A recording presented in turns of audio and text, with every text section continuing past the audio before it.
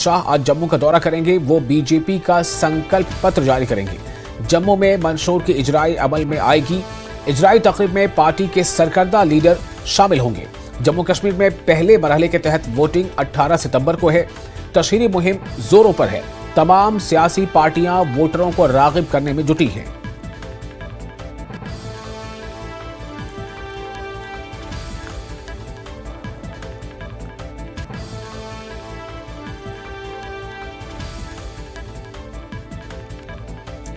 तो आज से जम्मू का 2 रोजा दौरा शुरू हो रहा है। अमित शाह जो वजीर दाखिला है और पार्टी के राष्ट्रीय अध्यक्ष रह चुके हैं, तो उनके इस दौरे को काफी अहम माना जा रहा है। वो आज जम्मू पहुंचेंगे और पार्टी का संकल्प पत्र जारी करेंगे।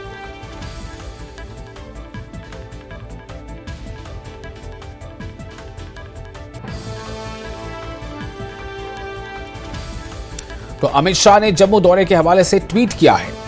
उन्होंने लिखा है कि वजीर आजम नरेंद्र मोदी हुकूमत में जम्मू कश्मीर अमन और तरक्की के नए दौर का मुशाहिदा कर रहा है और पूरा खित्ता दहशतगर्दी के मरकज से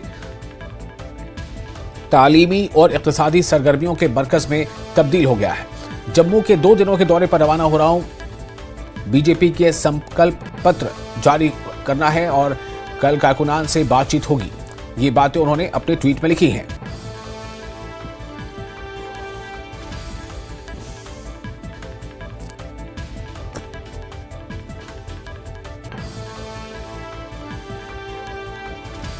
और समीर भट्ट हमारे साथ जुड़ चुके हैं इस खबर पर और ज्यादा जानकारी के साथ, तफसीलात के साथ। समीर, अमित शाह का दौरा आज है, आज क्या जानकारी मिल रही है? कब तक अमित शाह पहुंचेंगे और जो संकल्प पत्र जारी होगा पार्टी का, वो जो उसकी इजराई होगी वो कब होनी है?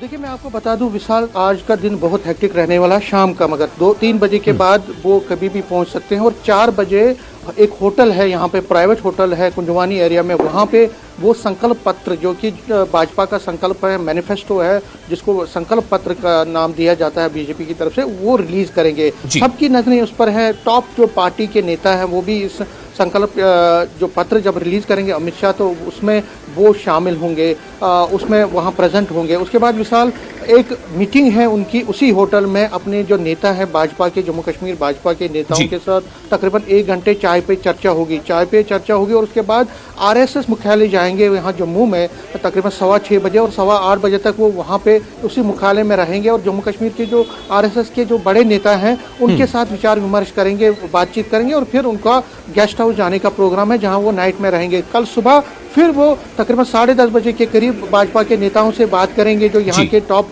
कोर कमेटी के मेंबर हैं, उनसे फिर मिलेंगे, उनसे बात करेंगे और उसके बाद एक रैली है और रैली यहाँ पे है जो आप देख रहे हैं मेरे पीछे।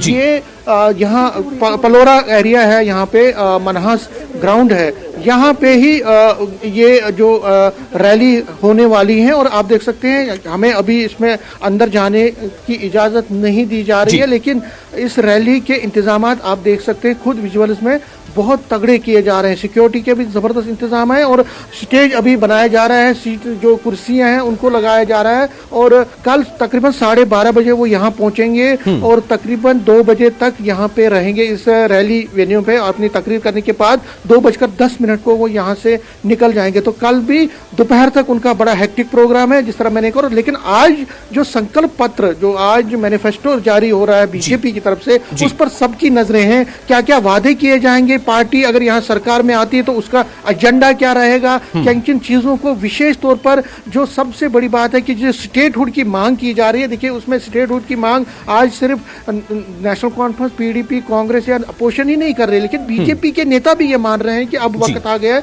कि हमें स्टेटहुड वापस मिलना चाहिए। तो स्टेटहुड, क्योंकि जम्मू की कई पार्टियां हैं जैसे युवा राजपूत सभा और बाकी पार्टियां, यहाँ पैंथर्स पार्टी, शिवसेना है, वो सभी ये कह रहे हैं कि स्टेटहुड वापस मिलना चाहिए। तो स्टेटहुड वापसी का जो एक डिमांड है वो जम्मू में कई ऑर्गेनाइजेशन कर रही है और बीजेपी को पता है कि अगर उसकी जो मेन बेस है वो जम्मू में है और अगर यहाँ जम्मू के लोग या जम्मू के ऑर्गेनाइजेशन स्टेटहुड की मांग वापस कर रही है तो उस एजेंडे में जो आज उनकी तरफ से जो आज मैनिफेस्टो जारी होगा तो उसमें ये ज़रूर होगा। और उसके साथ साथ जो सुनने में आया है कि कश्मीरी पंडितों की रिहेबिलिटेशन, वापसी, जो कश्मीर वापसी है, एम्प्लॉयमेंट की जो नई नई गारंटीज़ हैं, इसी तरह से जो युवा है, किसान हैं, महिलाएं हैं, जो आम लोग हैं, उनके लिए बहुत सारी जो स्कीम्स होंगी, बहुत सारे प्रोविजन्स होंगे। तो कुल मिला के आप देख सकते हैं कि जो मैनिफेस्टो है उसमें सभी सेक्शंस को, वाल्मीकि हो, गोरखा समाज हो, जो रिफ्यूजीज हैं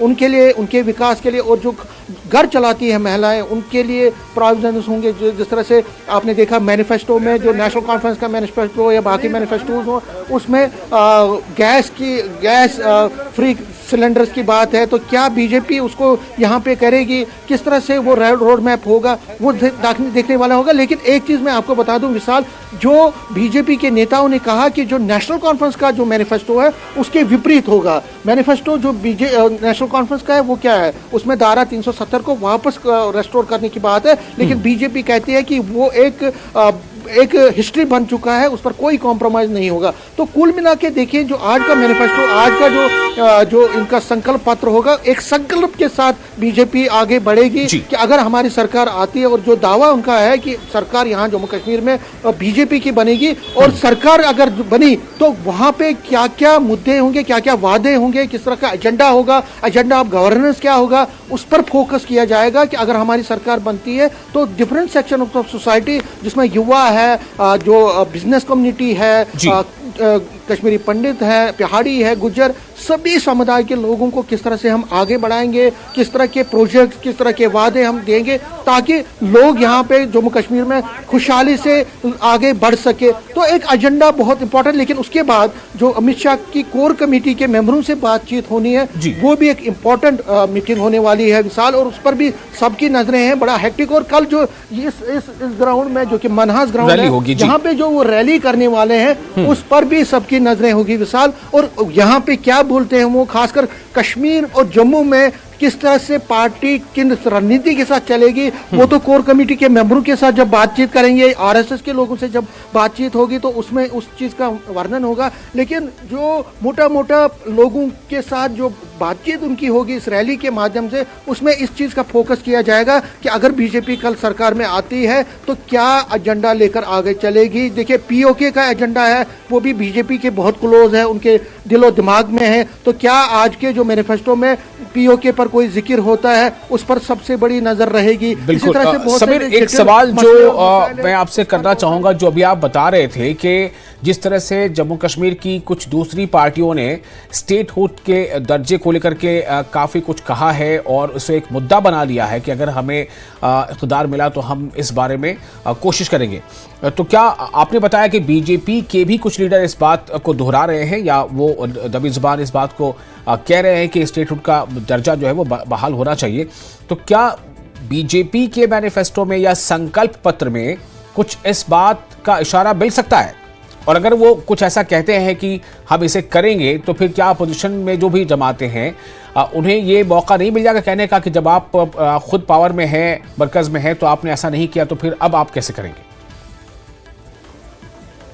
देखिए, इसमें एक चीज़ तो देखनी पड़ेगी। बीजेपी का जो संकल्प था, बीजेपी के जो टॉप नेता है, चाहे प्राइम मिनिस्टर नरेंद्र मोदी है, होम मिनिस्टर है, बाकी नेता, उन्होंने ये कहा था, फ्लोर ऑफ हाउस भी कहा था पार्लियामेंट में, कि हम जम्मू कश्मीर में असेंबली इलेक्शंस करवाएंगे। इलेक्शंस तो हो गए, अब दूसरा संकल्प है, दूसरा जो इशू है वो है आपका स्टेटहुड का, रियासत का दर्जा। और रियासत के दर्जे में सभी लोगों को अपनी अपनी बात कहने का मौका मिला है। अपोजिशन पार्टीज का अपना संकल्प है, वो कह रही है कि हम स्टेटहुड का दर्जा वापस देंगे। लेकिन जो बीजेपी है वो ये कहेगी कि देखिए, हमारी सरकार जब यहाँ पे आएगी, हमने एक वादा तो पूरा किया, वो था अपोजिशन जो यहाँ पे रियासत का, यहाँ पे असेंबली इलेक्शंस करवाने का, वो हमने पूरा किया। लेकिन अब जो दूसरा वादा हम करने जा रहे हैं वो है स्टेटहुड का, रियासत का दर्जा वापस दिलाने का। तो रियासत का दर्जा वापस दिलाने की जो मांग है वो तो अपोजिशन पार्टीज कर रही है, लेकिन बीजेपी ये कह रही है कि हमने ये कहा है कि सरकार यहाँ बनेगी, असेंबली इलेक्शन जब होंगे उसके बाद हम रियासत का दर्जा वापस देंगे। तो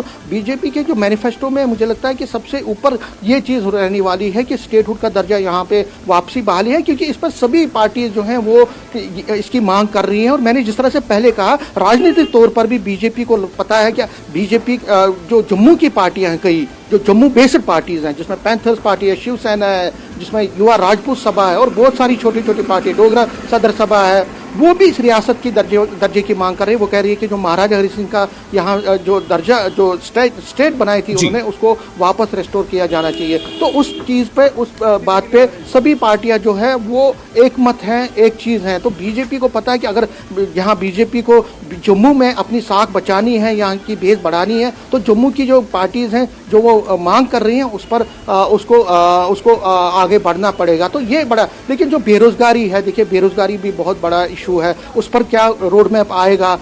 इंडस्ट्रियल जो इन्वेस्टमेंट है किस तरह से बढ़ाने की बात होगी, यहाँ पे जो किसान हैं उनको किस तरह से फ़ायदा दिया जाना चाहिए, महिलाएं हैं उनको किस तरह, और जो different sections of society, Kashmiri Pandit, Valmiki, refugees, बाकी लोग जो हैं उनके लिए क्या क्या सौगात आएगी, उस पर सबकी नजरें होंगी। किस तरह के पैकेजेस आएंगे और किस तरह के वादे होंगे इस